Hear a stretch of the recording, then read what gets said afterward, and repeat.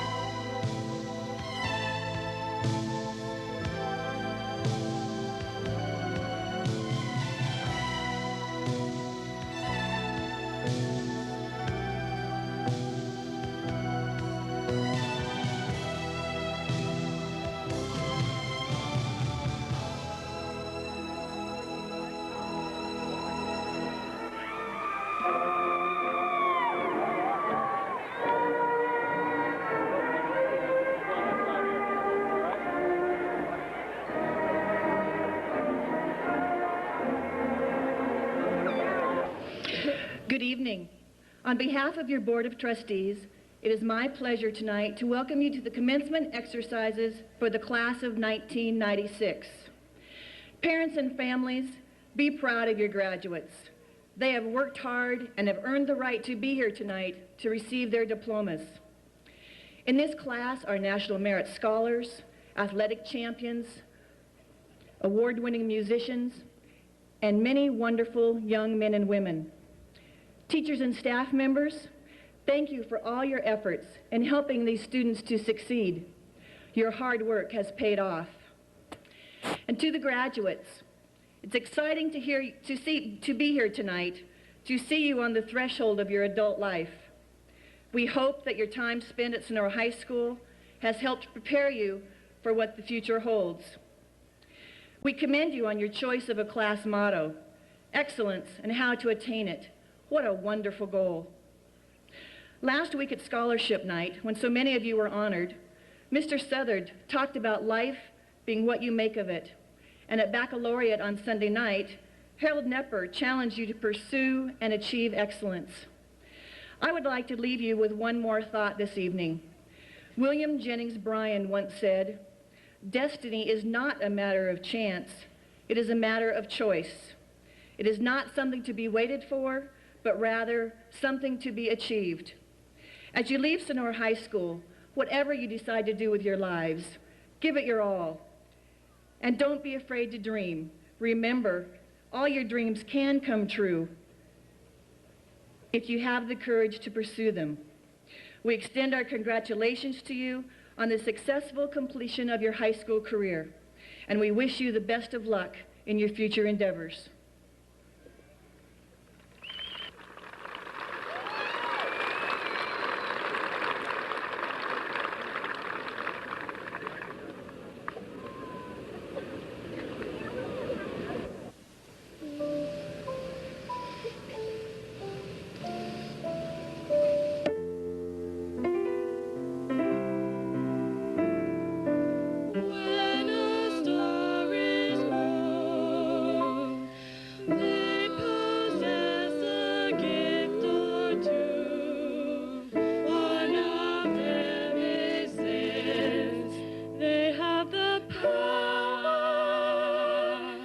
To make a wish come true. When you wish upon a star, makes no difference who you are. Anything your heart desires will come to you. If your heart is in your dream, no request is too extreme. When you wish upon a star, as dreamers do, fate is kind.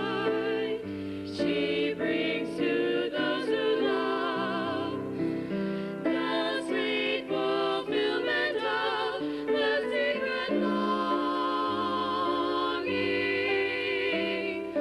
Like a bolt out of the blue, fate steps in and sees you through.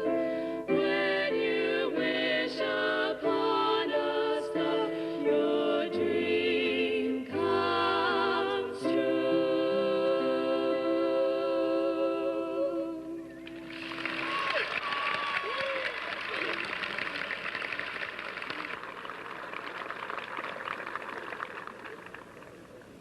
Will the following graduates please rise and remain standing when I call their name?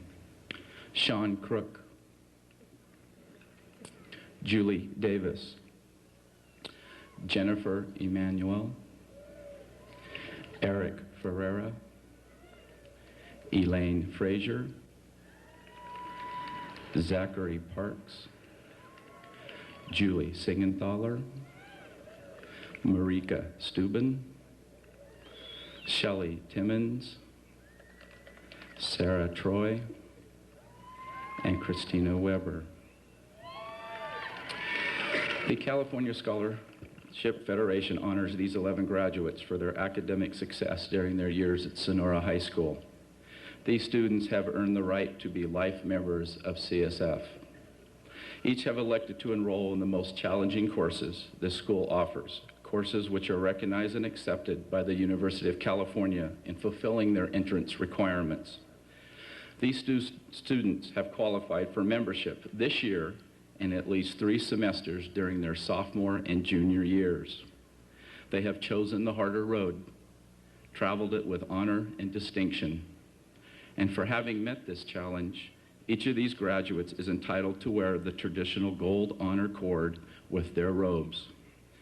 Ladies and gentlemen, please join me in honoring Sonora High's class of 1996 CSF Life members.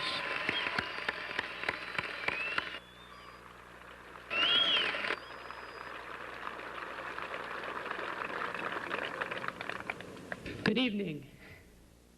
All right. I am here to give my speech, Stream of Consciousness, which used to be known as Illusions of Grandeur.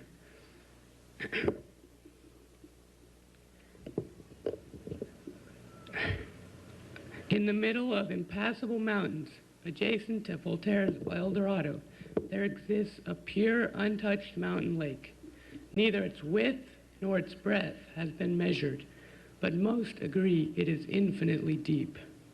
Man has yet to discern his image in this pool more clear than the mirror in which Stern first beheld himself on the eastern side of Khazad Dome. From above, some would vouch that this was indeed a dry basin which they looked into. The translucent, lucid water perhaps honors Halcyon in its stillness, the atoms themselves lie in complete leisure, or maybe it is that they await the breathless journey ahead. Beware the water. It is more perilous than the pool which turns all to gold, upon which Caspian stumbled on his travels aboard the Dawn Treader.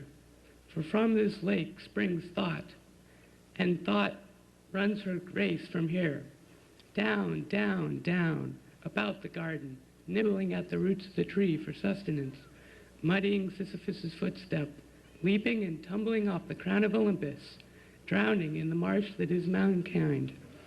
Here she lies until suddenly again she is sliding and shifting, free, paying final tribute to the river Styx. Or maybe not. To tell the truth, no one knows from whence thought comes.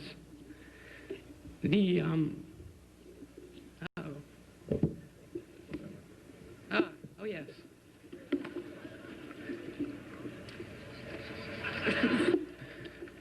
The metaphorical hypothesis above holds as much water, so to speak, as anything psychologists, psychiatrists, doctors, logicians, philosophers, neurologists, or beauticians can suggest. Soon, however, we may have more answers to some of the immortal questions. What is the spark of life? How do thoughts arise? We already know the meaning of life, the universe, and everything. That's 42, so there's a start. Scientists are approaching the issue of thought from both sides and may nab this elusive truth at any time. On one side are those who study the brain. The fear of failure along these lines lies in the theorem proposed and logically proven that states that no system can describe itself. The brain cannot comprehend itself. I think, therefore I am. It is the other direction of study that interests me to a greater extent. This is the facet of artificial intelligence. Can a computer be taught to think? And more pointedly, do we want to teach a computer to think?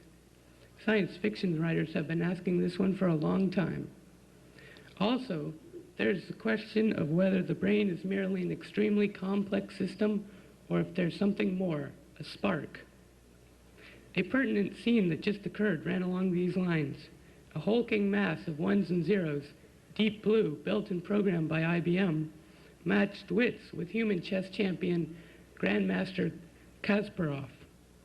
Deep Blue won the first match and was better, but was unable to learn, and so Kasparov went on to win the next 3 games out of 6. So, trying a different tact, a team from the University of California, Santa Cruz wrote a pattern recognition computer chess opponent that could learn.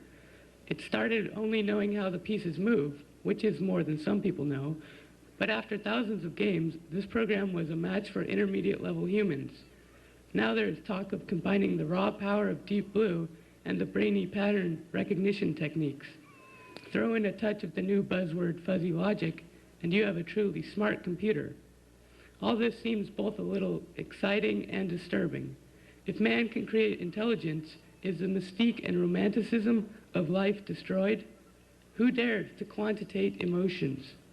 I see little danger of this occurring, since man cannot make in 50 years what has taken nature 3.5 billion years to do. But even if this final act, that of Frankenstein, is accomplished, even then I shall feel no pangs of moral qualms. Computers have never been merely cut and dry, as too many people view them. In fact, they are a medium that may lead to the greatest expression of creativity in the history of mankind. As virtual reality encompasses the senses, the internet links people of all nations, and numbers are given a sense of self. The tide of thought is rising, and soon she will leap her banks, and the village will flood. It is the cycle. The barren ground needs the silt she brings.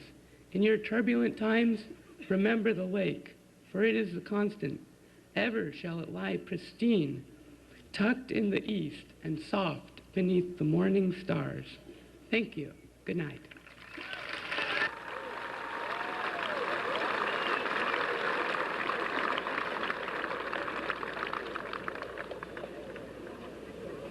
Nonplussed. Nonplussed. In a condition of perplexity in which one is unable to go, speak, or act further, bewildered.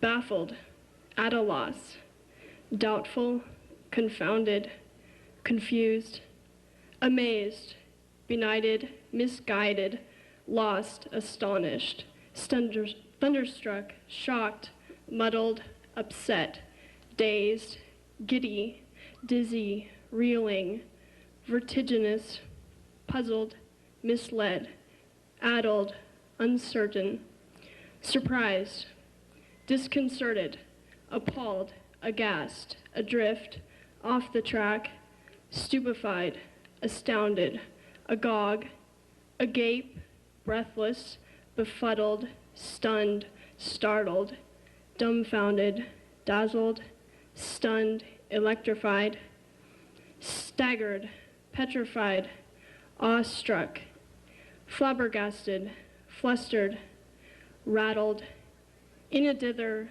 lost in a fog, bowled over, phased, hot and bothered, going round in circles, in a stew, up in the air, stumped, perplexed, jumbled, snarled, deranged, out of order, embroiled, disarrayed, chaotic, disordered, muddled, fuddled, misunderstood, miscalculated, blurred, obscure, topsy-turvy, higgly-piggly, screwed up, in a mess, haywire, undecided, dubious, unsure, wavering, hesitating, undetermined, uncertain, unsettled, disturbed, discomposed, flustered, flurried, baffled, distracted, faltering, in a quandary of two minds, wavering, indecisive, in a dilemma, in the clouds,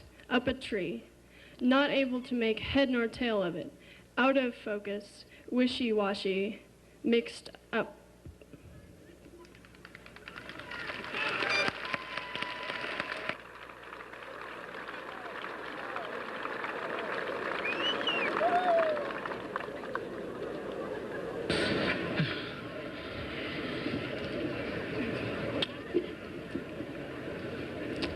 The spirit of man. Be original, I thought to myself. I mean, it's all been done before, but you should at least try to be, somewhat unique. Most importantly, it should come from you. This speech had been troubling me. I wanted to talk about a moment in my life that had a great impact on me, but at the same time, I found it difficult to be so revealing. Still, I just thought that something needed to be said about this incident, just so people know and hopefully understand. This speech isn't about some award or some honor that I received. Instead, it is about one freezing night and the following day. So here goes. It was a dark and stormy night. Oh, no, wait. That was something Snoopy wrote. Okay. The night was November 9th, 1995.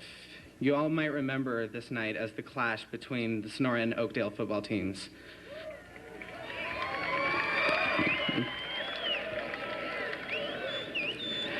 Over 7,000 people were in attendance for this huge battle. Before the game was to begin, there was a Veterans Day ceremony held on the field. Being a member of the school band, I should have been on the field with the others, but instead, I was asked to play taps for the observed moment of silence.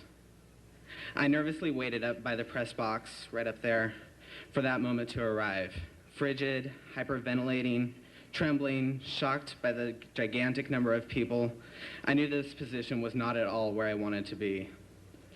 This whole ordeal was merely one big mistake. The cue came. Soon enough, I choked, missing the high note completely. Granted, this blunder does not seem to be such a large catastrophe. It may be that I blew this way out of proportion. But for a perfectionist who feels both internal and external pressure to succeed in every area, any brush with failure can be considered disastrous. This was important to me, and I had botched it. I wanted to prove to others and to myself that there was more to me than straight A's and a perfect math score on some test. I took this mistake very seriously, perhaps too seriously. The next day was arguably the worst day of my life. It was unarguably the scariest day of my life. It had been a trying week. There were a couple of tests. I was holding down my part-time job. And worst of all, I had just discovered that the friends I had held so close to me for so long had ridiculed me, betrayed me, hoping I'd never find out. Exhausted physically and emotionally, I suppose that my one mistake just pushed me over the edge. I don't quite know how to put this, but that day I decided to give up. I did not want to live anymore. I had it all planned out. My parents were at work. I had to be sure to leave them a note. I needed to call in sick at work so they could find a replacement for the night shift. The cats had to be outside to keep them from bothering me. I just required one more thing: closure. Nothing can merely stop, it must conclude. So I called the only person I could turn to, the only person I thought I could still trust. We talked for quite a while. She was about the only person in Tuolumne County who wasn't at that game. So I had to explain everything. She said that she could not understand what exactly I was feeling, but she wanted me to know that she cared. Others had tried to relate my error to their own humiliations, but she instead told me that she could never quite feel what I was feeling at that time.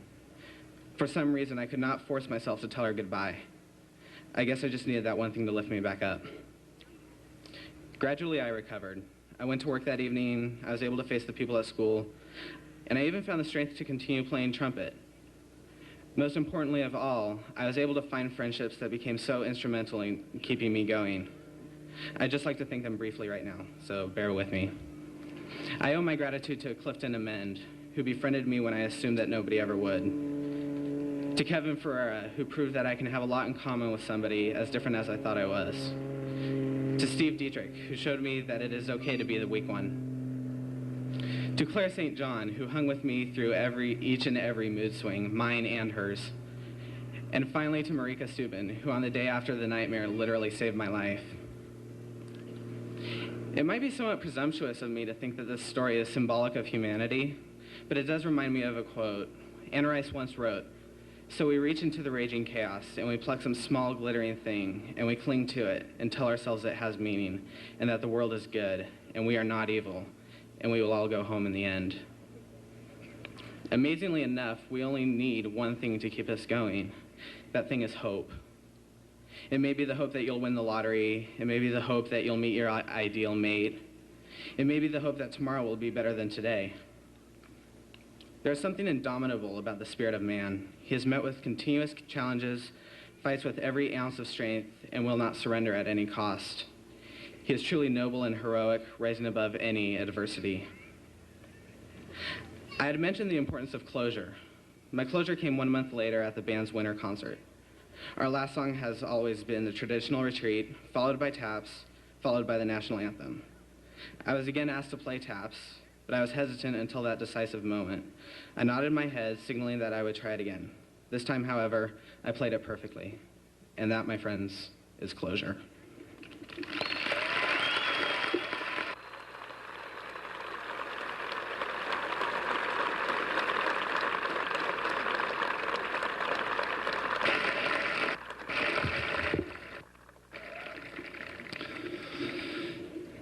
On behalf of the entire staff at Sonora High School, I am honored and delighted to congratulate all of the graduates.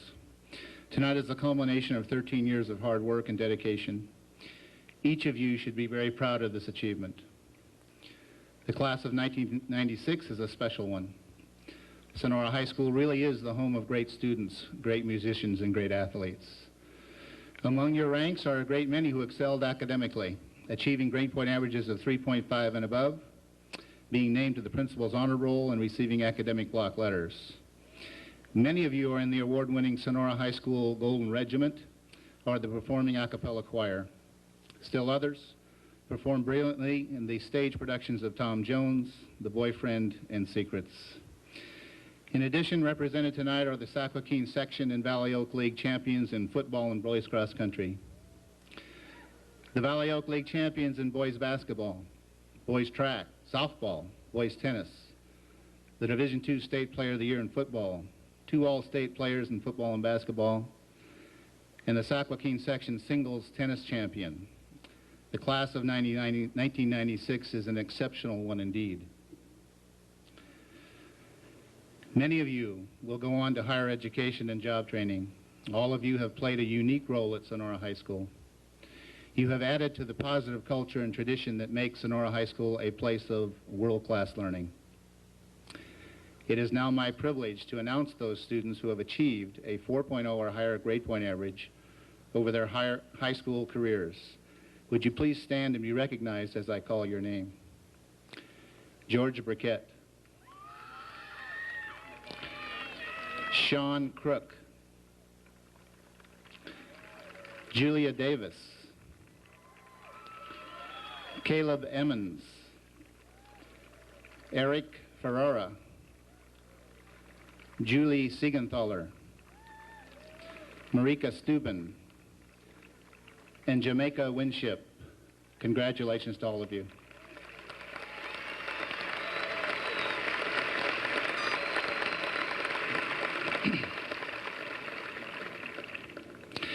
At this time, I am honored to announce the valedictorians for the class of 1996. Caleb Emmons has accumulated an academic grade point average of 4.26 in the most rigorous curriculum that we offer at Sonora High School. He will be attending the University of California at Davis, majoring in computer science. In addition to his academic excellence, Caleb is a National Merit Scholarship finalist, a Bank of America plaque winner in math and science, and has been active in cross-country, track, the chess club, and the French and German club. Congratulations, Caleb.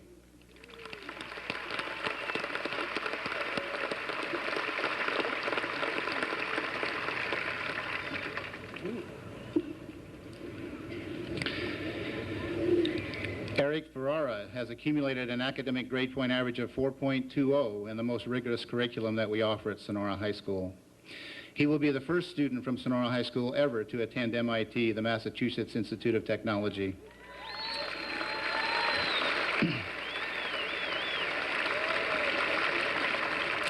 He will be majoring in bioengineering. In addition to his academic excellence, Eric is a National Merit Scholarship finalist and has been very active in the Golden Regiment Band, tennis, and the Science Club. Congratulations, Eric.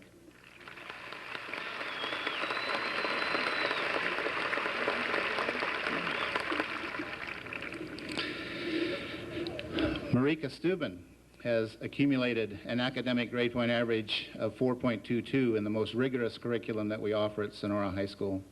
She will be attending the University of Puget Sound, majoring in English, and in addition to her academic excellence, Marika is a National Merit Scholarship honorable mention recipient and has been active in publishing the Wildcat School newspaper. Congratulations, Marika.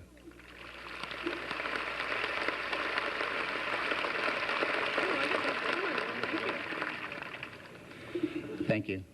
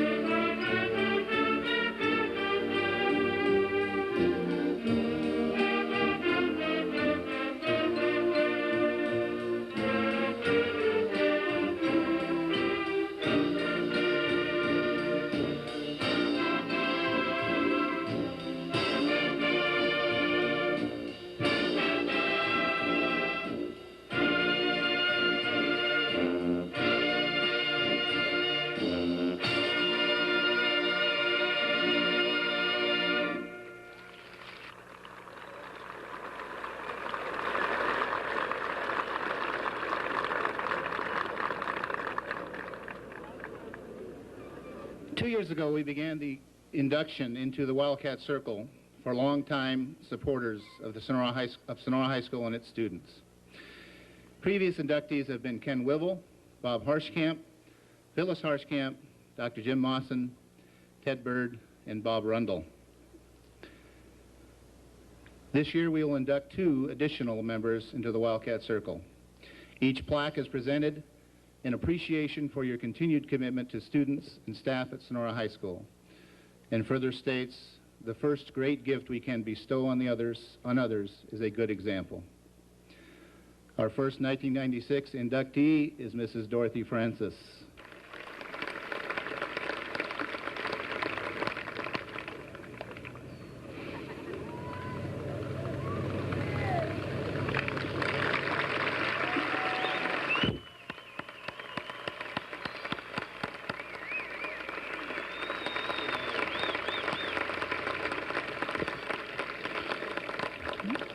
We tricked Dottie into being here this evening. Mrs. Francis, or Dottie as she is affectionately called, has 3 children and 1 grandchild in education. Lynn teaches elementary school in Stockton. Rick is a teacher and athletic director here at Sonora High School. Roger is an assistant principal here at Sonora High School. Granddaughter Carrie teaches elementary school in Elk Grove. In 1954, Dorothy Francis was hired as a teacher at Solsville Elementary and taught there until being named superintendent principal in 1958. In 1965, Dottie moved to Columbia Elementary, where she was vice principal until being named superintendent principal in 1979. In 1993, Dottie was elected to the Tuolumne County Board of Education, where she still serves as a trustee.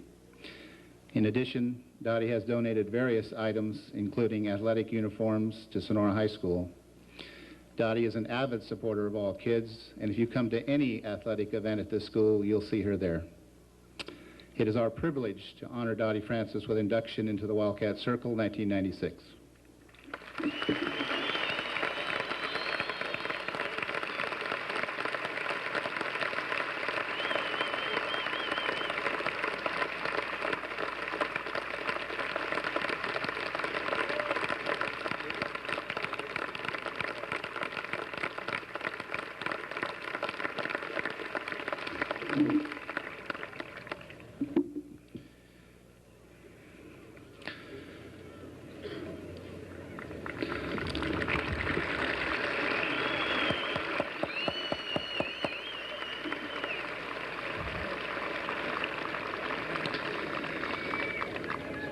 Our second 1996 inductee is Dr. Chuck Waldman. This is a surprise for Chuck also.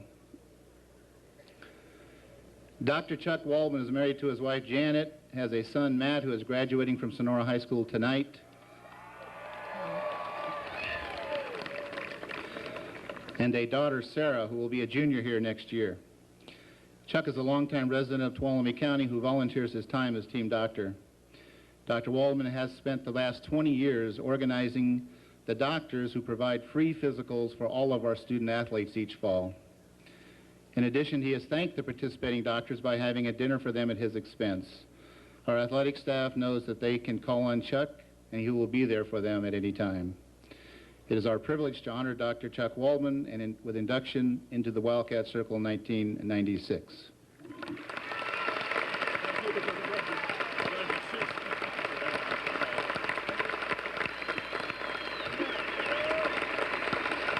Congratulations to both of the inductees.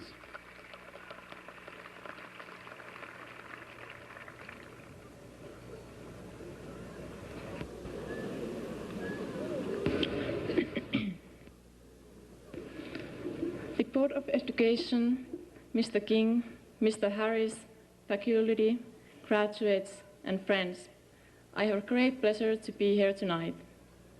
Time is the most misunderstood thing. It's slow when we wait for something, but too fast when we are happy and enjoy life. Last fall, I couldn't even imagine how much fun I was going to have in the coming year. Of course, it hasn't always been easy, but surely the warm memories are those that I will remember for the rest of my life. My exchange year gave me a wonderful opportunity to learn a different culture, many different skills, and what American life really is. Some of the things I experienced this year are traveling to school by school bus, high school rallies, California's sunny weather, and beautiful mountains. I learned a lot of different things. None of them are better or worse than those Finnish ones. They are just different. But more than anything else, I learned about myself. Actually, I'm not even the same person who came here. The most important part of an exchange year is school, so it's time to thank the people with whom I spend most of my time. Thanks to all of my teachers. Mr. Alpini, your special performance art class gave me a chance to do the art the way I like to. Miss Finley, Miss Nixon, Miss Summers, you have had a major influence on improving my English, which is one of my goals this year. Mr. Lindgren, my government and economics teacher, and Mr. Smith, my psychology teacher. Your classes gave me an American perspective of these subjects, which was different from what I learned in Finland. Mr. Sieben, you were always so patient with me and forgave my late mornings. I will always remember you as my first guitar teacher. You know so well the difficulties of learning to play and helped me so much in my class. I also thank all of my friends, especially Johannes, Jason, Michael, Peter, Shelley, Sisa, Talisha, and Wesley. People are what made my year so memorable. My last and best thanks are to my host family, Karen Petersen and Steve Ojada, my host brother Jacob, and my host sister Inger. You open your home and heart to me. You treat me as a real daughter with support and independence I need. I feel like now I have 2 supportive families, 2 homes, and an additional sister and brother. It's hard for me to say goodbye, but I want to focus on joy we will share if we will meet again. Thank you again for all you have done for me this year. And if you ever get to Finland, I hope you will come by and see me. Paska.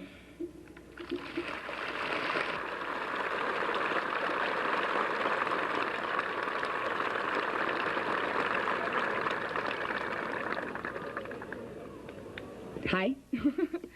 I'm Cindy Whiteman, and I'm not a valedictorian. I was freshman class president. 4 years ago, we stood like this, together but separate.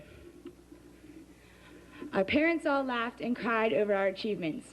We stood at a graduation proud and strong. I heard someone say once that when 8th graders graduate, they're the big fish in a little sea. And then they come to high school and become a little fish in a very big sea. Then, 4 years ago, we stood proud and we stood strong. Today we stand proud, but I don't stand strong. I stand afraid of the real world we are entering. I think back on our freshman year, and to tell the truth, I don't remember very much, except, gosh, there's a lot of guys out there. The exciting adventure of high school began. I'm sure we can all remember the nervousness of freshman orientation and then being terrified of the first day of school and all of the horrible stories we heard of what could happen to a freshman. We were the biggest class to enter Sonora High School in its history. Along with us started a new principal, Jack Harris, the movie Cool World, Pepsi, gotta have it. Sonora Crossroads was finished. The first woman entered the National Hockey League, and the Olympic Games came, and it was a year of the woman. In elementary school, we could be in every sport, every club, and every class they had to offer. But we were never offered so many activities as in high school. We sat amazed by the 80 leadership students who never failed at giving us an awesome rally like, "Homie cat, don't play that." We changed in the stinky old locker rooms for PE, and the worst part was we never even saw the opposite sex. Freshman girls basketball won the VOL title. Boys soccer also won VOL with an undefeated season. And freshman football shared VOL with a record of 5-1. I guess that was a clue that in 4 years, our varsity football team would rock. We watched our prince and princess, Nathan Birtwhistle and Emily Ashback, dazzle their court. And we became knights in shining armor, working frantically all night long for a week straight on homecoming, sweating by a bonfire dressed in white, sitting in a corner of a gym surrounded by castle decorations, watching the mighty freshman Wildcats save a threatened kingdom. And every homecoming for 3 years to follow reminded us how original we really were, because we were the only class with a backwards float. Sitting here now makes me realize how much we have accomplished and how many more goals we have and how much more, thankfully, we have grown. By now we have sat through 1,836,040 minutes of school. And I think it's 1,836,040 minutes well spent.